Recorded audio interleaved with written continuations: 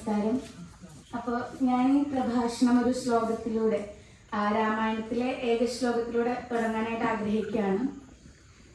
പൂർവം രാമതപോവനാദിഗമനം ഹത്വാ മൃഗം കാഞ്ചനം വൈദേഹി ഹരണം ജടായുമരണം സുഗ്രീവ സംഭാഷണം ബാലി നിഗ്രഹണം സമുദ്രതരണം ലങ്കാപുരീം ദാഹനം പശ്ചാത് രാവണ കുംഭകർണമഥനം ഏതത്യ രാമായണം.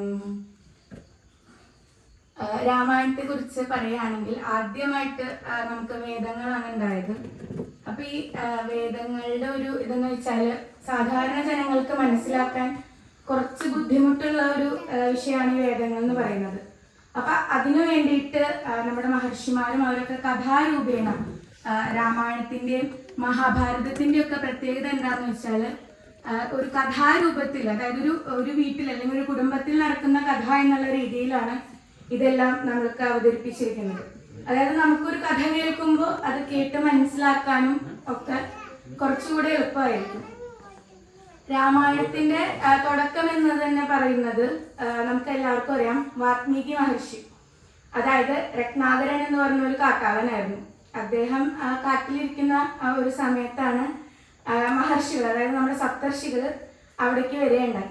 അപ്പൊ അങ്ങനെ വന്ന അദ്ദേഹത്തെ കാണുമ്പോൾ അദ്ദേഹം ഇങ്ങനെ പിടിച്ചു പറിച്ചൊക്കെ നടക്കുമായിരുന്നു. അപ്പൊ അദ്ദേഹത്തോട് ചോദിക്കുന്നുണ്ട്, അവരൊരു ചോദ്യമാണ്, നിങ്ങൾ ഈ ചെയ്യുന്നതിനൊക്കെ നിങ്ങളുടെ വീട്ടുകാരും അവരൊക്കെ അനുഭവിക്കുമോ, അതോ നിങ്ങൾ തന്നെയല്ലേ ഇതൊക്കെ അനുഭവിക്കേണ്ടതെന്ന് ചോദിക്കുന്ന സമയത്ത് ആള് പറയുന്നുണ്ട്, ഞാൻ ചെയ്യുന്നത്, ഞാൻ എന്താണോ ചെയ്യുന്നത് അതെന്റെ കുടുംബത്തിനും എന്റെ വീട്ടുകാർക്കും എല്ലാവർക്കും വേണ്ടിയാണല്ലോ. അപ്പൊ ഞാൻ പിടിച്ചു പറിക്കുന്നതായാലും ഞാൻ മോഷ്ടിക്കുന്നതായാലും ഒക്കെ എന്റെ വീട്ടുകാർക്കും കൂടെ വേണ്ടിയാണല്ലോ. അപ്പൊ അവര് ഇത് എന്തായാലും അവരും ഇതിന്റെ ഇത് അനുഭവിക്കും എന്നുള്ള രീതിയിലാണ് പറയുന്നത്.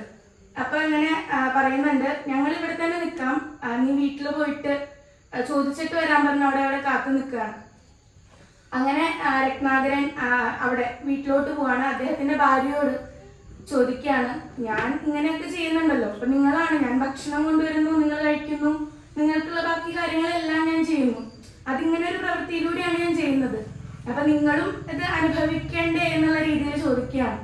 അപ്പൊ ഭാര്യ പറയാണ്, താൻ നിരന്തരം ചെയ്യുന്ന കർമ്മങ്ങൾ താൻ അനുഭവിച്ചിടുന്നേ വരും എന്നാണ് ഭാര്യ പറയുന്നത്. അതായത് എന്താണോ നിങ്ങൾ ചെയ്യുന്നത് അത് നിങ്ങൾ തന്നെ അനുഭവിക്കണം, അതിന്റെ വേറൊരു ഭാഗം ഞങ്ങൾ അനുഭവിക്കാൻ ഉണ്ടാവില്ല എന്നുള്ള രീതിയിലാണ് പറയുന്നത്. അപ്പൊ ഈ ചില വാക്കുകൾ നമ്മുടെ ജീവിതത്തിൽ വരുത്തുന്ന ഒരു പരിവർത്തനം